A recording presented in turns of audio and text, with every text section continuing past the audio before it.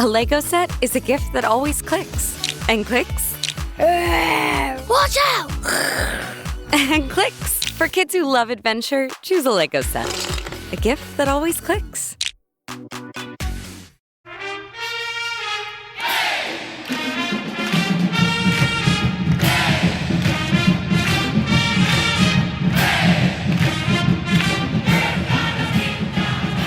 Hey there, Duke fans. Welcome to episode 819 of the Duke Basketball Roundup. Jason and Donald here for you on a Sunday morning. It's 11:04 a.m., Donald, but I don't think we need to be counting the time the way we have recently because all the announcements are pretty much done. Well, one maybe still to come in terms of Duke is still looking for one more player from what we hear, but at least the frenzy that we had over the past couple of weeks appear to have calmed somewhat. And Jason, I think now that there's like 11 guys on next year's roster, yeah, for like you said, maybe minus one. I also think that I wouldn't be surprised that if we get like a Jack Scott or an iffy type of signing, someone to round out the practice roster portion of the roster, we may see that in the next couple of weeks, but nothing to like watch Twitter for or anything like that. So I think we can call off the 24/7 search now. I think we're hopefully good. Yeah, I mean, Duke is still kicking the tires on some guys. It's mostly European kind of players, and it's big men. It's fours and fives. That's where they're primarily looking at the moment. And if you look at the roster, that's the place where it looks like there is the least amount of depth because there's certainly a ton of depth in the backcourt. But in any event, the reason we're talking about this at this moment is because on Friday, fairly late on Friday, we got news of the very last of the decisions regarding, guys who were on the team a year ago, and that was Cameron Boozer's decision to enter the NBA draft. Again, like I said, it came late, and Donald, there were some silly people out there who were saying things like, maybe he's going to decide, he's going to shock the world. He's going to be no worse than the number 4 pick in the draft. Maybe I'm trying to come up with scenarios where he maybe goes 4 or 5. I think it's still on the I think it's not impossible that he goes 1 or 2. Most people have him slotted at the number 3 spot. When you're that high in the draft, like, what are we talking about? You're going into the NBA draft. Even if your father made hundreds of millions of dollars playing basketball and you don't need the money, it's not for Cameron. It's not about the money. It's about the challenge. He was the best player in college basketball by a fairly wide margin. Look, the player of the year race was over in December. He's the best player in college basketball. Why would you stick around for another year? It makes perfect sense to me that this guy is moving on to the next challenge, which is the best league in the world.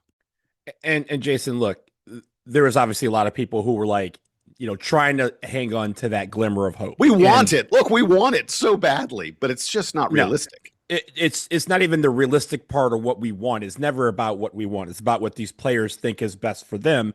And in the case of Cameron Boozer, he had the easiest decision of all of them. So it makes sense that they wait until the transfer or the deadline to enter the NBA draft for him to formally announce. He was in Miami for like 3 weeks. Like, we knew he was gone. So it's not a matter of because it didn't come out almost immediately that there was this hope that he might stick around. It was always just, let's figure out the rest of the roster and then we can announce the one that's the easiest decision. But Jason, as you mentioned, as we kind of lead into it, we can now reminisce at the fact that Cameron Boozer had one of the greatest individual seasons in college basketball history. Like, not as a freshman, just like as a college basketball player on the men's side, he absolutely was dominant from start to finish. He won every National Player of the Year award. He was ACC Player of the Year, ACC Rookie of the Year, National Rookie of the Year, unanimous All-American first team. And he gave us so many big moments. And Jason, I know we'll go through some of them, but just as a whole, I just want to read this stat line, Jason. 22.5 points per game, 10.2 rebounds per game, 4.1 assists per game. All of those led for Duke. 1.4 steals per game, 0.6 blocks per game. He shot 55.6% from the floor, 61.5% from 2. He hit almost 40%, 39.1% of his threes, and it's not like he took like one a game. He had 138 threes on the season, and he shot 78.9% from the free throw line on very high volume. Very high volume.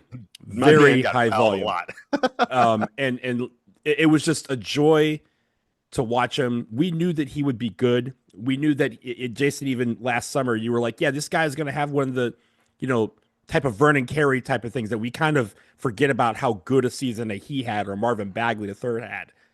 He exceeded even those. And we're talking about him as arguably the best freshman season. And again, one of the best individual seasons in the history of college basketball. How did we get this back to back with Cooper Flagg? We are truly lucky to have witnessed this, and then also again within this class, being able to see so many freshmen. Right, like the top 10 picks in the NBA draft are likely going to be freshmen, and he is going to be in the top, like you said, 3 to 4 or 5 of them. Like, it's amazing. Yeah, look, it's historic how great the freshman class was this year. And the one who was the best of them, and I'm not talking about NBA potential or where you get drafted, the best freshman, the best player was Cameron Boozer. There's no question about it. When you look at his stats, I just love over the course of the season, they would be like, oh, no one's done this in the decade, in this century, In this century, Oh, let's go back, and the only player who's ever had freshman stats like this was Larry Bird. I mean, like, mythical figures. And going back decades and the such to find comparisons to his stuff. Again, talking about the stats, his Ken Pom Player of the Year ranking, which is based on nothing but pure statistics, efficiency metrics and the such, is the highest ever recorded. I mean, like, best freshman, best player of the year? No. Arguably, I'm serious about this, arguably, he had the best statistical season that we've seen a player have, I don't know, in decades, not just freshmen, anyone, you name it.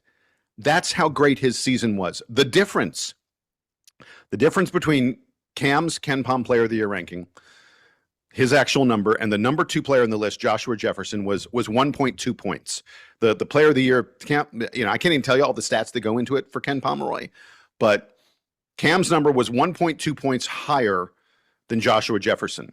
The difference between Joshua Jefferson and the number 10 player in the list was 0.25 points. But put it another way. Here's the way. The gap between 1 and 2, the gap between Cam and the next guy was 5 times higher than the gap between the number 2 guy and the number 10 player.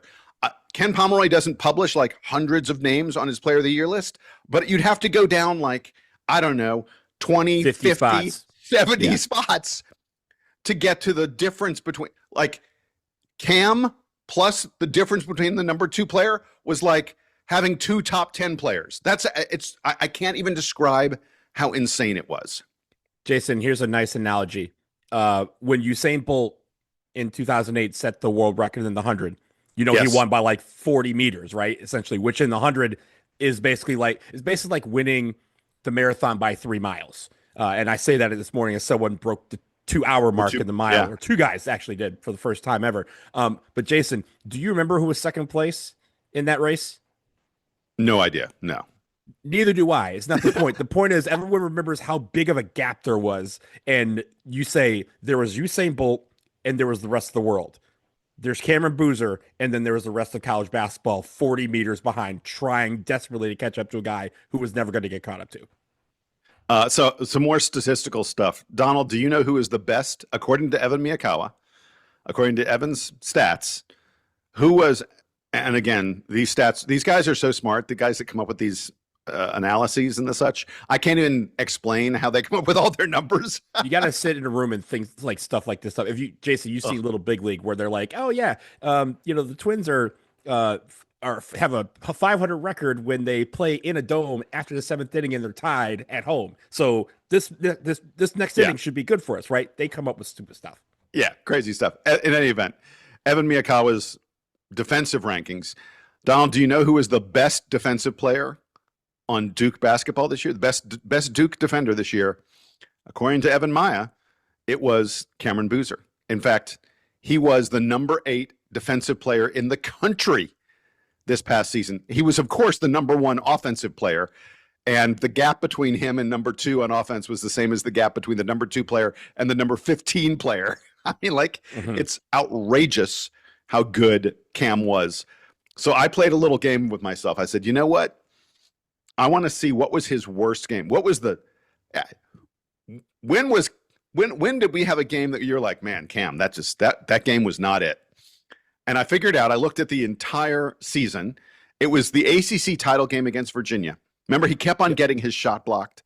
He was just 2 of 12 on 2-point field goals, just 1 of 5 on threes.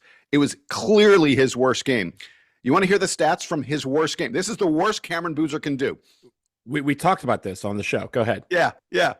This is his worst game, everyone. 13 points, 8 rebounds, 8 assists. He almost had a triple-double.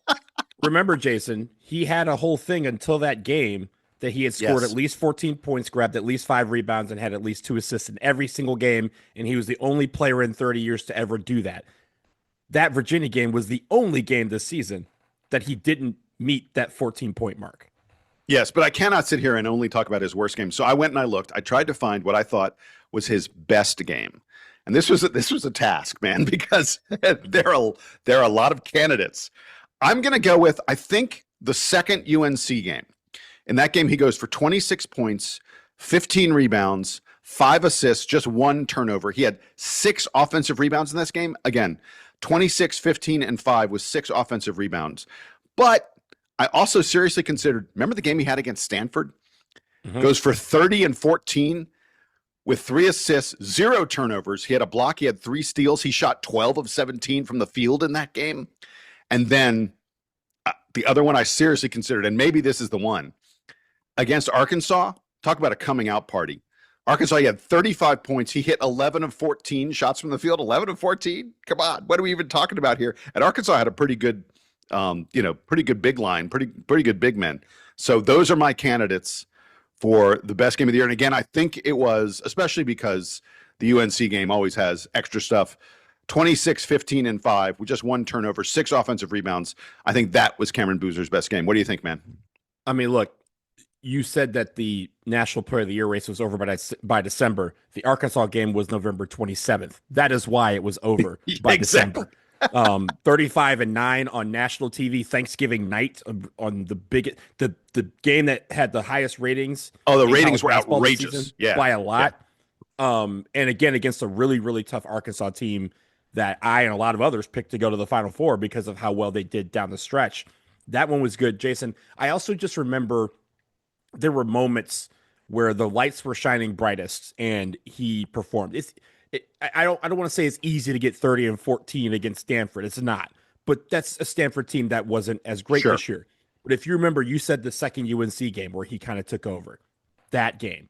Some of the games in the NCAA tournament where you knew that you needed a big play and you went to him. When the whole entire gym and everybody in college America was saying, hey, number 12 is getting the ball. Number 12 got the ball and still did his thing. That Michigan game here in D.C. where didn't have the greatest first half, but then in the second half, he gets to the point where we were talking about, man, this little streaky of his he's going to have is going to end. He ends with 18 points, 10 rebounds, and 7 assists in that game.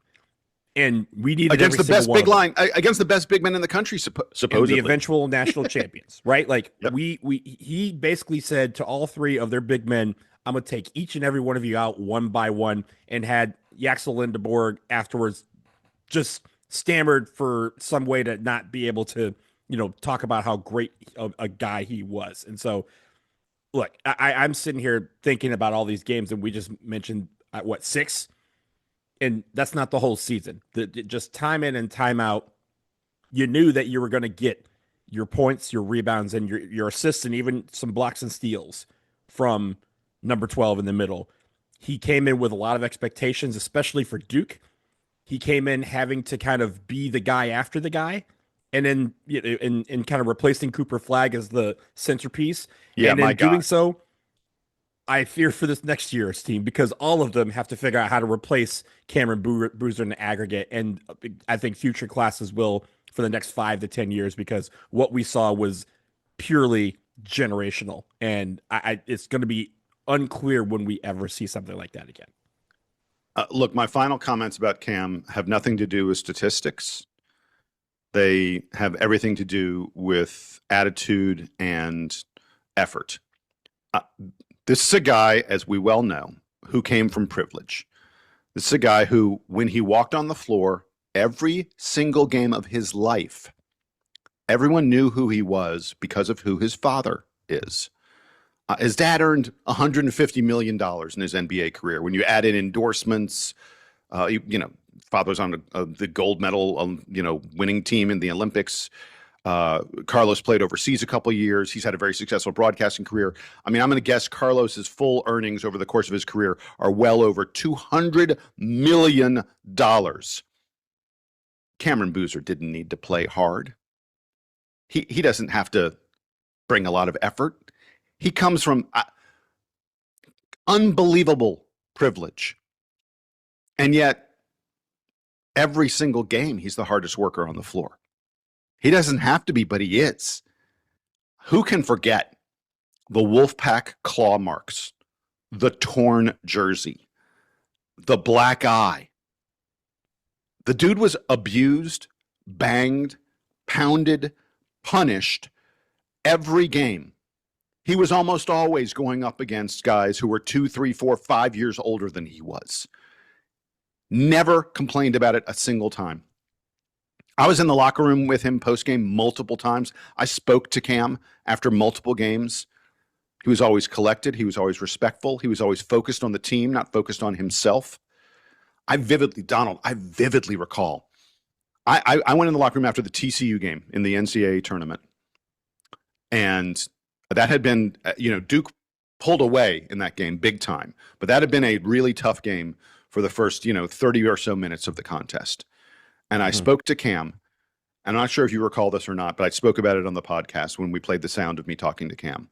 Every single question I asked him, the answer came back the same. We just need to play Duke defense. We need to play the way Duke plays. We need to play Duke defense. That's what he said over and over and over again. You couldn't get this guy to talk about himself. He only talks about the team. He only talks about the team getting better. He only talks about his teammates and how they function together. Dude comes from a $200 million household. He's been famous his entire life. We've been talking, Donald, about recruiting Cameron Boozer since he was in 8th grade. Yeah. And yet we interviewed Carlos when him and Caden were 9th. Yeah. And we were saying, when are they going to commit, man? Yeah. Even then. He has every reason not to be the kind of person that he is. And yet, Cameron Boozer only knows how to play hard, only knows how to play respectfully. It's just everything about this. You have to admire everything about this kid and everything he accomplished. And having nothing to do with our fandom and how much we would enjoy it. It's a guy who did nothing but win every single place he's played. I'm bummed. I'm really bummed that he didn't get to end his career at Duke with a victory, because that's the kind of player he's always been. And I'm telling you, by the way, my last note on this, I know there are NBA teams who are like, is Caleb Wilson, we take him 4, where's he go? I'm going to tell you something right now. Wherever Cameron Boozer goes in the NBA, that team's going to get better. And that's not something you say all the time. There are plenty of guys who get picked at the top of the draft, and it takes a while for their team to get better. Cameron, I'm telling you right now, I'll put money on it at this moment. However many wins Cameron Boozer's team had this past year, they will have more wins next year, because that is what Cameron Boozer does when he's on the floor. I wholeheartedly agree, Jason, that look, he, in my mind, of course, we're Duke podcast. You think we're allowed to, we have to say this, but I will say that because it's true. I think he's the best player in this draft. I think if the Detroit Pistons traded up for the 1 pick, I would want them to grab Cameron Boozer over anybody. And like you said, I think he's a winner. I think he helps the team win. I think he's not necessarily going to be trying to get his, 30 and 10 in the NBA. He's going to get it because he's working hard. And I think, the Darren Petersons of the world, the Caleb Wilsons of the world, yeah, sure, they're probably going to be really good NBA players, but I think that Cameron Boozer is the best of that bunch, and that's just me saying that personally. But I also think, Jason, that on top of everything that you mentioned, the one thing that I always got from him was his humility, because for his entire life, all those accolades that he's had, the most accoladed high school player in the history of the United States in men's basketball. And he shared every spotlight with his twin brother, right? He didn't have to do that, but he shared every single spotlight that he could with his brother, including the fact that they said, we want to play together and we want to, whatever school we're going to, we're going together.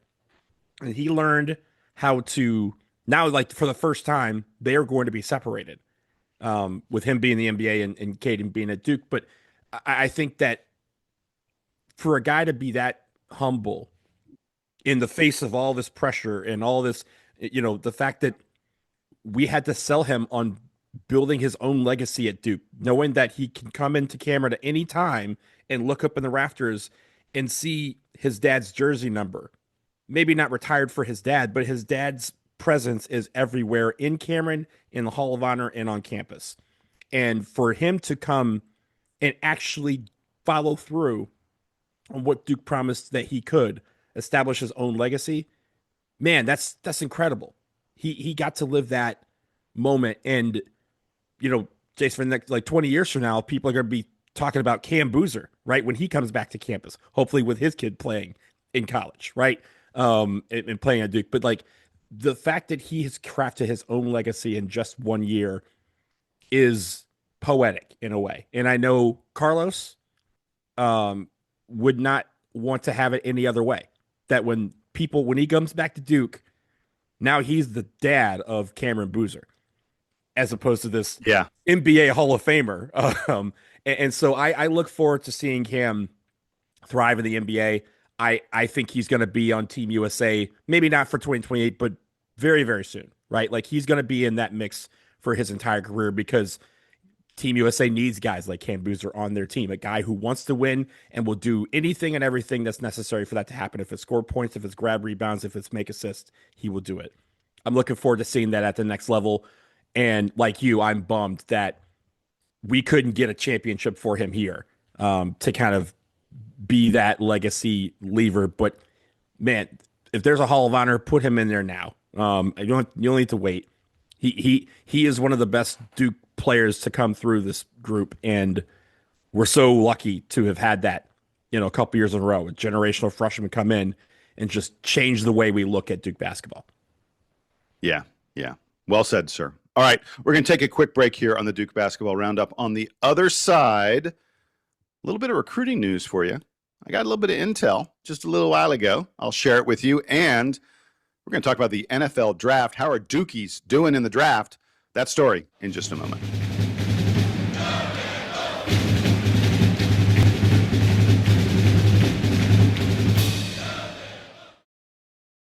Adobe Acrobat, your team's home base. Collaborate within a shared PDF space. You've got your docs, your plans, your specs, and then invite the crew to build what's next. They talk of the teamwork. Here's an updated render. They think that this design could be a contender. And when somebody wonders what's the next step, AI helps you finish the rest. Bolts are tight, now your plan's refined. Run a smoother business when you're all aligned. Do that with Acrobat. Learn more at adobe.com/do-that-with-Acrobat.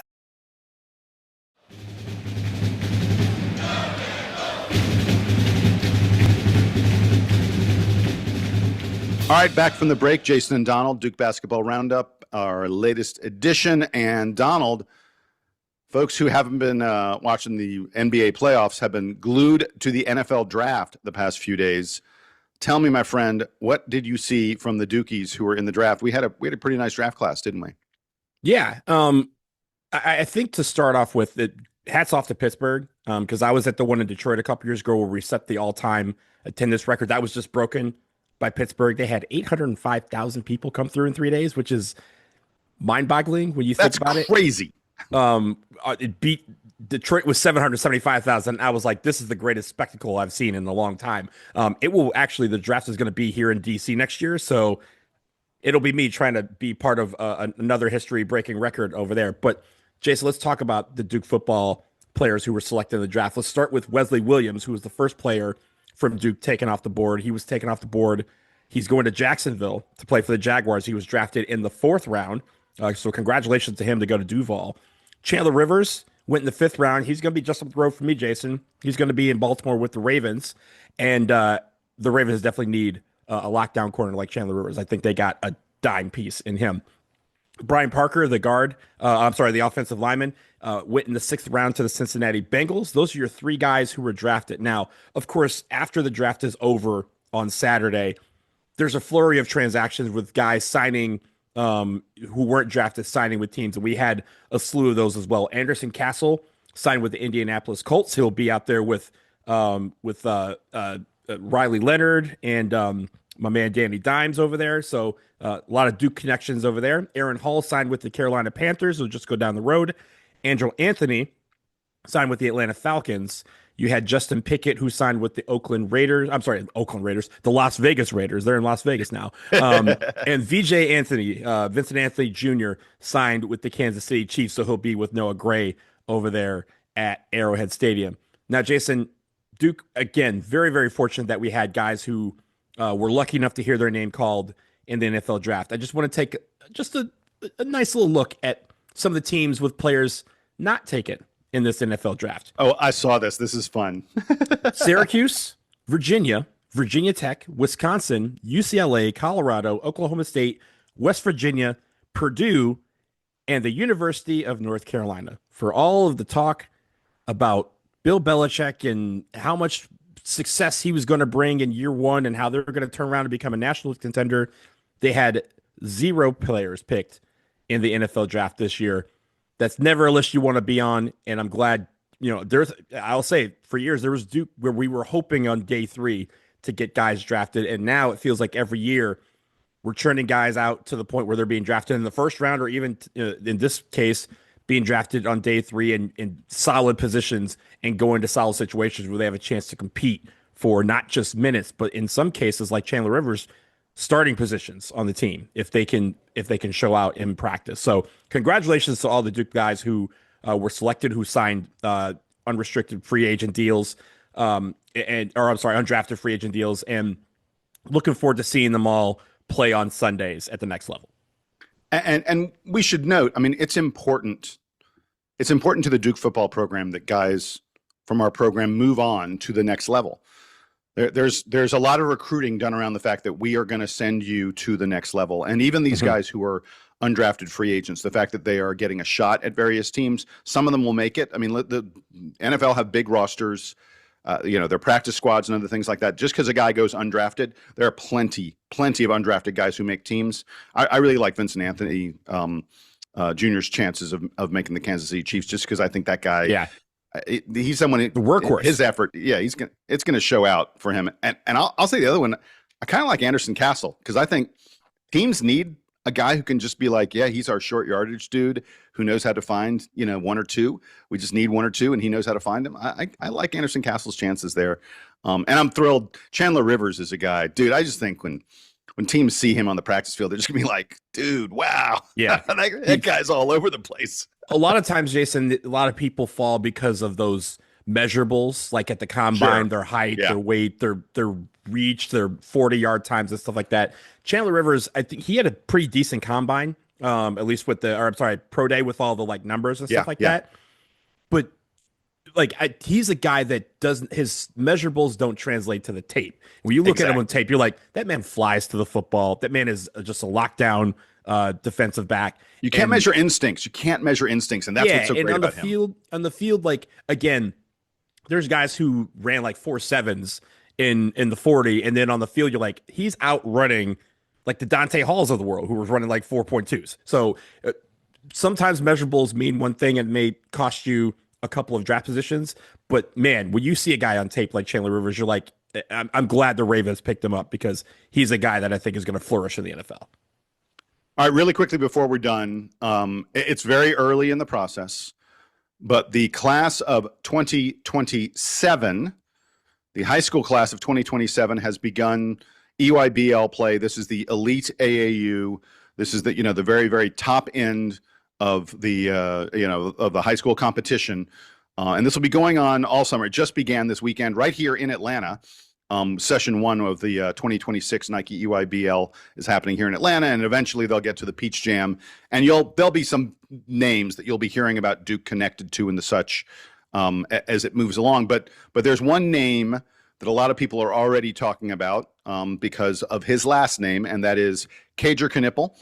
He is a rising senior in the high school class. He had we talked about him a little bit on this podcast last year, because everyone's like, oh, another Knipple. And I was like, I'm not sure that Cager's, really going to be on Duke's radar, because, sort of where he was ranked in the class, his performance, he was injured a lot of last summer. In fact, his younger brother, Kinston, got called up and played with Cager's elite AAU team some because they had so many injuries on that team.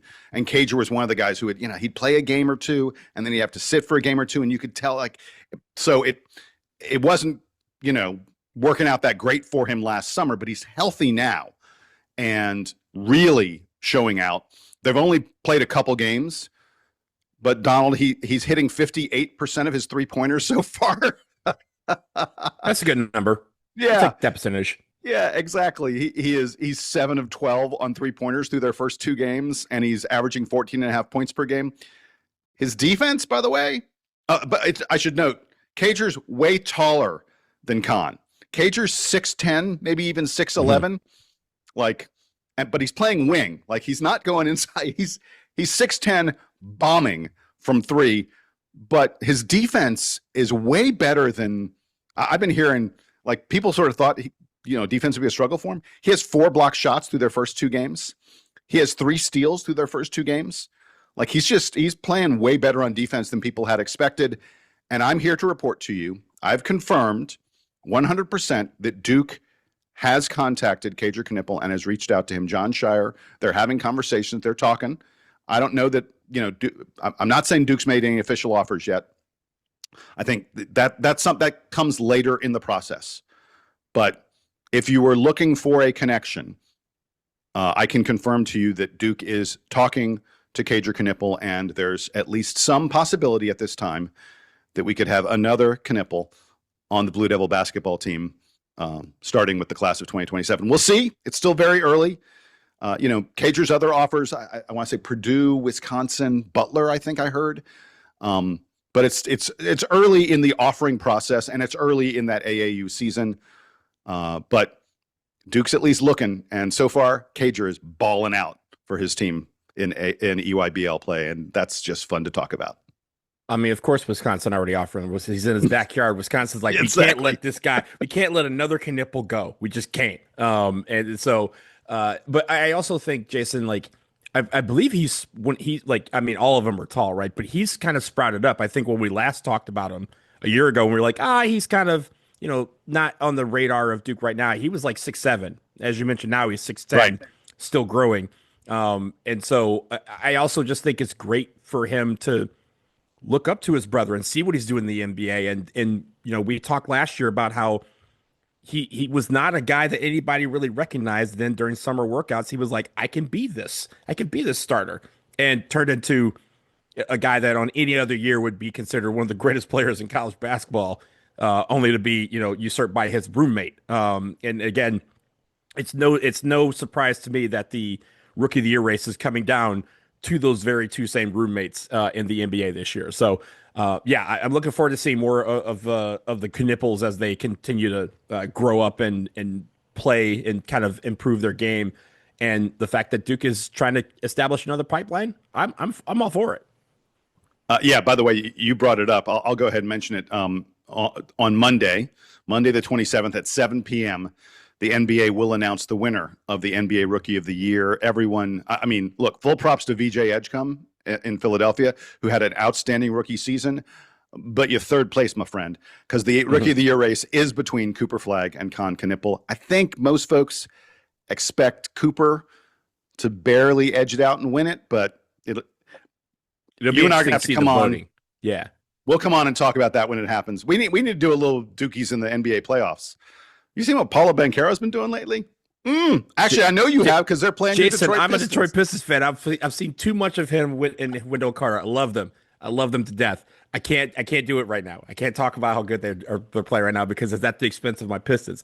Game 4 is on Monday, so I need them to get in gear. All right. With Donald and I focused on our NBA teams for the moment, my Hawks are in a 2-2 battle with the New York Knicks. Yeah, we're both sweating out the first round for sure. With that, we will wrap it up here on the latest edition of the DBR podcast, Duke Basketball Roundup. Jason and Donald, hey, if there's more news, recruiting news, additional transfer portal or international portal, whatever you want to call it news, we will be here to bring it to you. Until we do, please send us emails, dbrpodcast@gmail.com. We want to hear from you, even though it is the off season. He is Donald. I am Jason, and you're listening to the Duke Band. They're playing us out and taking us home.